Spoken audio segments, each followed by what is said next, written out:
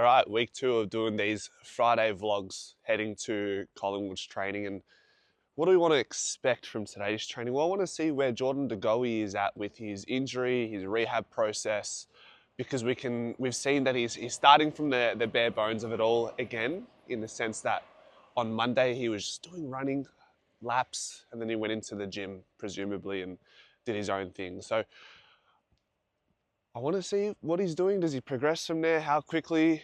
Is it a quick ramp up? Is it slow? These are the things that I'm going to be really intrigued in observing. I want to see the draftees, of course. Joel Cochran, I don't think will be training with the main squad because of his broken hand, which is unfortunate, but we'll have to wait for him. What I want to see with Charlie West and Will Hayes is how do they integrate into training? What do I mean by that? I mean, how's their IQ when they are setting up for drills and they're being taught new things? How do they adapt to understanding more complex drills than what they're typically accustomed to at junior level? The reason why that's important, I feel, is because it tells you a bit about what their intellect is like, how they will interpret and see patterns on the ground. It really is that deep. So that's what I'm intrigued to see, how they understand the drills. So we'll keep a close eye on that. I want to keep a tab on a couple of players, but I'm not too sure who just yet. I'm looking forward to it. But yeah, it'll be a good way to wrap up the week. What have we done? We've done a bit of free agency talk on the channel. We talked about LDU, we talked about Oscar Allen. A lot of you don't mind the idea of LDU, but not so much Oscar Allen, which is understandable when someone is a risk to injury like Oscar Allen is at the moment. It makes sense to veer away from him and let West Coast deal with him. And then LDU is, if we can get him for the right price, then let's have a crack. And then we spoke about Brazzy last night, and we all love him, so there's always going to be backlash. So I completely understand that. That's totally reasonable, isn't it? So I'm just saying, guys, it's not over till it's over. Once he signs a dotted line, then we can say he'll be a Pie for life. Until then, it's fair game for everyone involved. So ideally, we want him to stay at the club. That's understandable, but there are other clubs who are chasing a player like Brazzy, and if Collingwood slip up any step along the way here, who knows where it could go. It's another absolute belter as well for training. I did forget to mention that we're going to go to the Collingwood Museum and suss out the Nathan Buckley memorabilia that he's donated to the club. So we'll do that in a separate video, but if you're watching this video, just keep an eye out for that one. And in other news, I am having an operation next week on my nose, my busted nose. We're going to try to fix that. So I'm going to try and schedule videos to make it feel like that I'm still posting videos. But yeah, just a heads up. So I'm not sure what the recovery time is. I get a call from the nurse at some point today or early next week to discuss that further. So once I know that, I'll know the detail of what my activity will be like in the month of December, but I think it's almost time for a break, isn't it? Feels like that.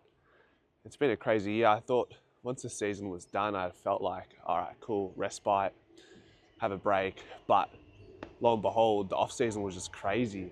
Draft, trades, Perryman, Membry, Houston. Like, it just didn't stop. And hey, I like it. Keeps me busy. I do miss the live streams though in the evening, I will be honest. I do miss the live streams because it gave me that routine in the evening. Now in the evenings I was like, what do I do?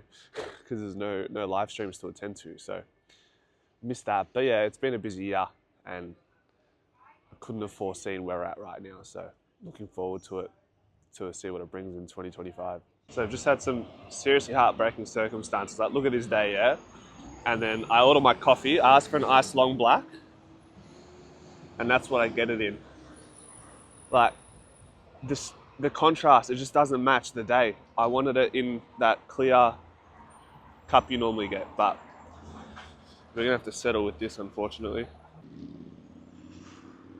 Once again, for those who want to know, that is where Melbourne Victory train, right behind Amy Park. And then over there, Melbourne Demons. I wonder how my mic is going with all this external noise, but I think it'll do all right. So it's quite a nice walk, isn't it? And usually you can just train here. If the pro clubs aren't on the field, you can go there, and you can also go to Collingwood's ground as well and have a kick there if you want to go for a run.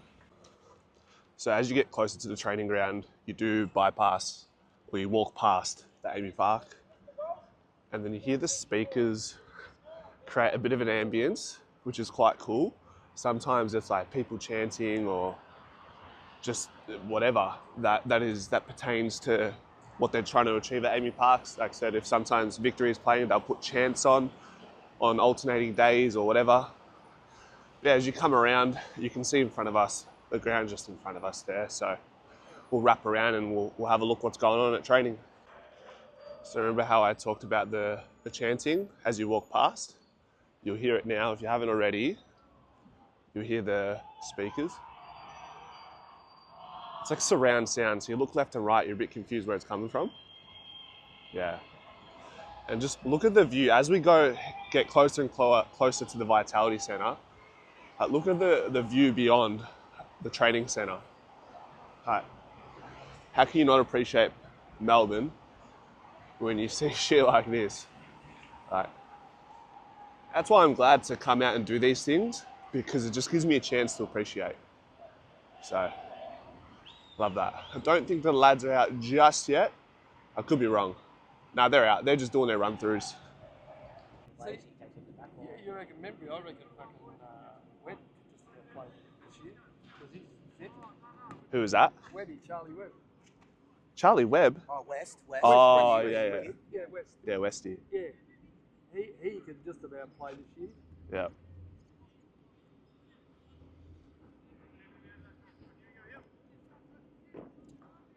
Seriously, how good is this day?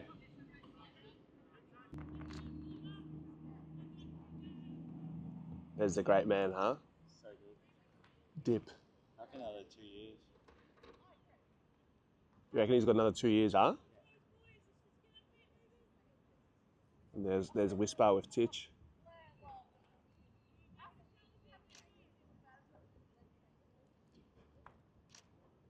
So it seems any of the first to second years, including Perriman and Houston and leadership like Darcy Moore, they've gone to a community camp in the Northern Territory. So that's along with the draftees. So we won't get much on the draftees, unfortunately. Probably about 25 lads on the field today. Dacos is there. Both Dacoses. Pendles is there. Yeah, no Degoe. So apparently hasn't been sighted since Monday. So it seems like his integration into training is going to be very precise. And he's probably spending a lot of time inside getting his hips strengthened in the gym and probably just continuing to learn some patterns. And then, can you see behind me, we've got Harrison. Poor bloke's been doing the same drills over and over again. Like last week was the same thing, but it's all part of the ACL recovery. It's quite monotonous. So yeah, that's where we're at. Here's a bunch of the forward group just doing some leading out of the pack. AJ, Jeremy Howe. Obviously we know Jezza does like to swing forward a bit in case of an emergency during the game. So let's have a look at Jezza come out of the square here. Checkers. So Reef with the ball further out. Go on, Jez. Jeez. In another world, it'd be nice to see someone like Jez be able to play full-time forward, but he's so good at his job in the back line as well, so not complaining. So here we've got the midfields doing some forward craft. You've got Lipper on the ball now, and a bit deeper, you've got players like Steele, Crispy, Titch in the pocket. Maybe we'll see them, I mean, they do rotate forward, and then Lipper, as he kicks the ball in, he's rotating forward and Titch. So they're just cycling in and out of this. There's Dipper, or Dip if you want to call it. And there's Selwood as well. Just taking them through their run-throughs. Lad's just doing some snaps, some forward craft. Got Billy here. So he's got going on the left. Got that. All got it in their kit bag, don't they? There's Crispy. There's a hyphen. 2 in a row for Billy.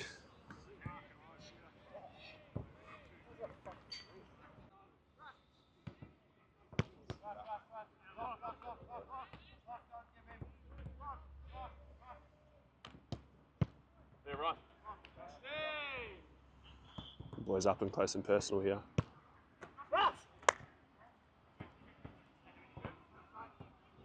It's AJ.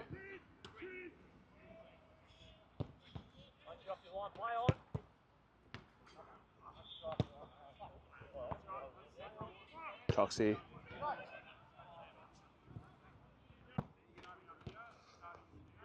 And then himself. That's gone wide.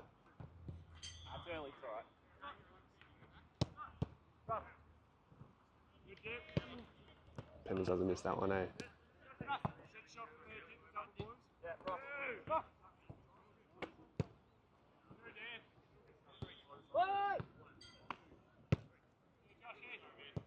That one's better.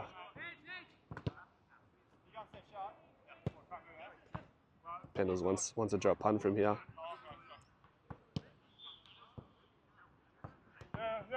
You reckon he check sides this? Or is it a drop punt? That's a drop punt. No good. There's a Bobby Dazzler. Book doesn't mind a few from the boundary, doesn't he? Kicked a few of those in this season.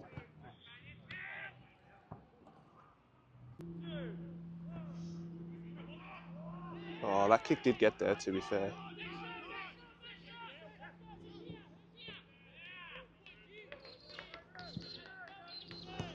To say the loudest voices that I'm noticing is Leggy when he comes in, so he's over there. He's always pointing.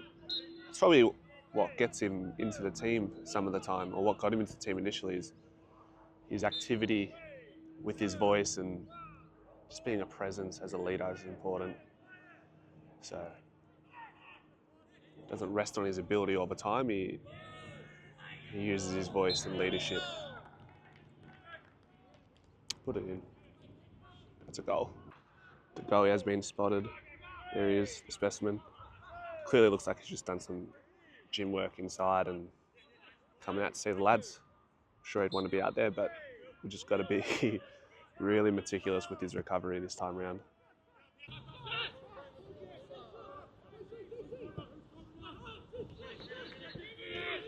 Have that, Brody.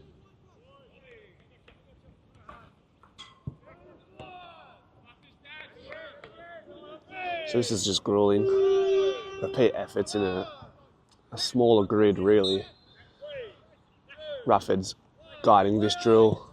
Just wants the boys to reset as quickly as possible after they've gone up and down. Spread. There you go, Billy here. They go for Brody. So Ruffy won't let them rest for too long here. Zoom out a little bit more, eh? There we go.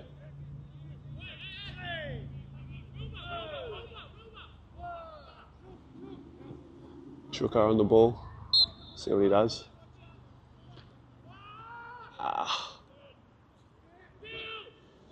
It's decision making, isn't it? Alright, now it's coming back the other way. So Ruffy on command can just tell them to drop the ball and defend a turnover, really, which is where all the gut running comes from. Bobby.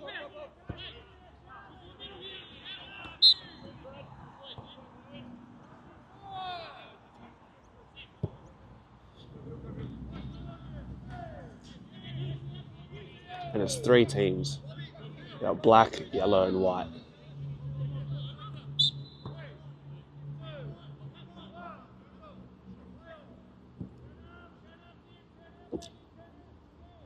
Good intercept. Pendles. Won't hear that often, will ya?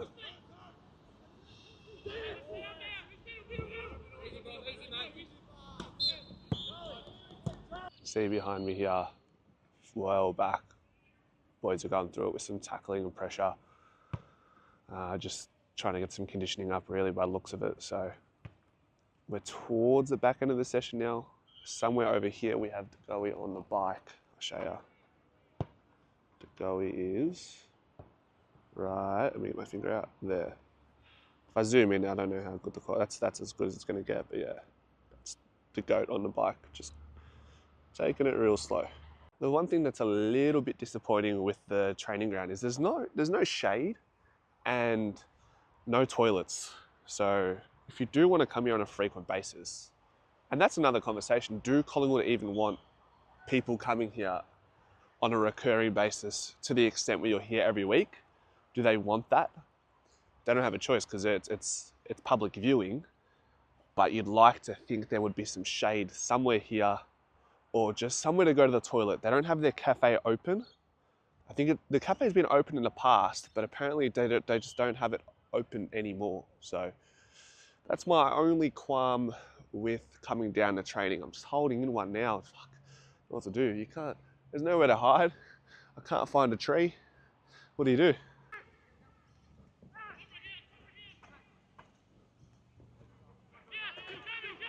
AJ just got caught doing a little bit too much there. Could have given the hand pass to Billy.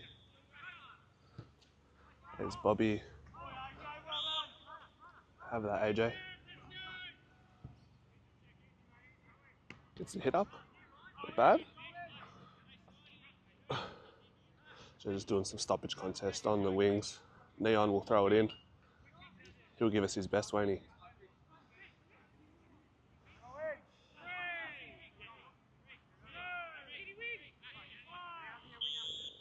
He'll kick it up though. Mate is living on that trustful right foot, yeah? I've noticed. Oh, AJ. He's trying. AJ's definitely trying. Sometimes he does a bit too much, but you can see he's trying. I noticed with Titch, out of the contest, he likes to snap it out.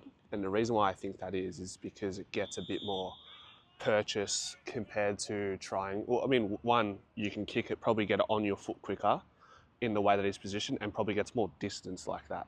So I think that's something that's common in Titch's game with the snap out of the contest. Let's have a look at Titch going inside 50. Macca on the lead. A bit short. I will say something that I've noticed is Josh Dacos off the half-back line is not an experiment that is done yet. I think he's done too well last year just to forego that so quickly. Obviously, we've got Houston and Perriman who can slide in there, but is Josh Dacos too good to ignore there? And at training at the moment, he's doing a lot of good things in that space. So just let's earmark that and save that because I think that's not done with just yet.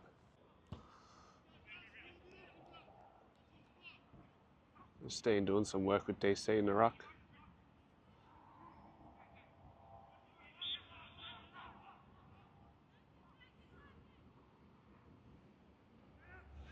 Bobby just cooking.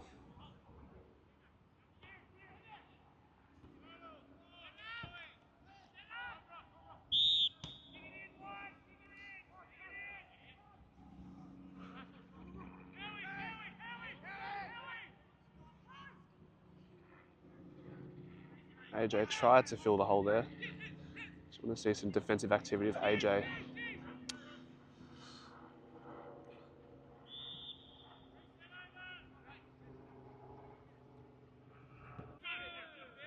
Notice Leon is quite boisterous as well. Like he seems like a pretty humble or quiet character is probably the better word in this context. And there's the snap on the belly. Great intercept by Josh. See what I'm saying? Like, how can you not have that off the half-back line? God, he's going to cause some problems. But back to my point, Leon, he's quite, yeah, he likes to use his voice at training, which is good. He's always looking to push. He wanted Reef to work down this side to provide an option. He was really assertive on that. So, yeah, something that surprised me. Leon's got the yearning to push his players. I know it sounds like, oh, he's a coach, he should, but some coaches operate in different ways. And yeah, it's interesting to see just how willing Leon is to get involved with the lads.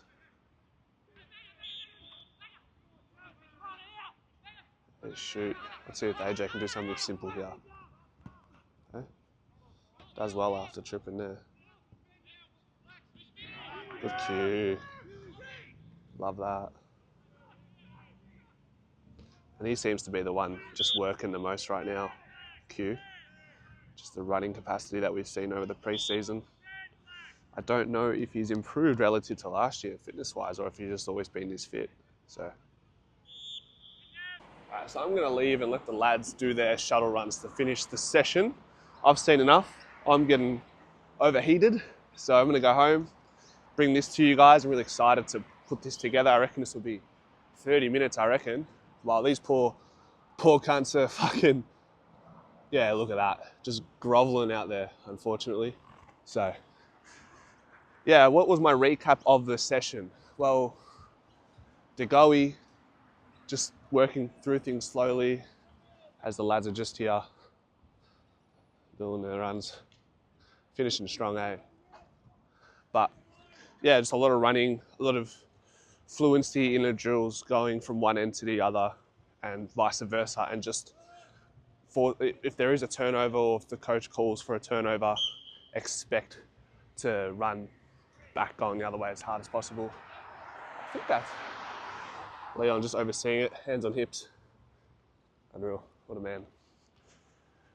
Yeah, as I mentioned a lot, all the first to second years are all in the Northern Territory along with Darcy Moore. So Houston, Perryman, all those guys, they're all doing their thing there with the draftees as well. So we didn't get to see everybody, and hopefully moving forward, we'll see some more ball drills, but felt like we got a bit out of it today. Let me know what you guys think, what you take out from that session, and we'll see you guys next time. Go Pies.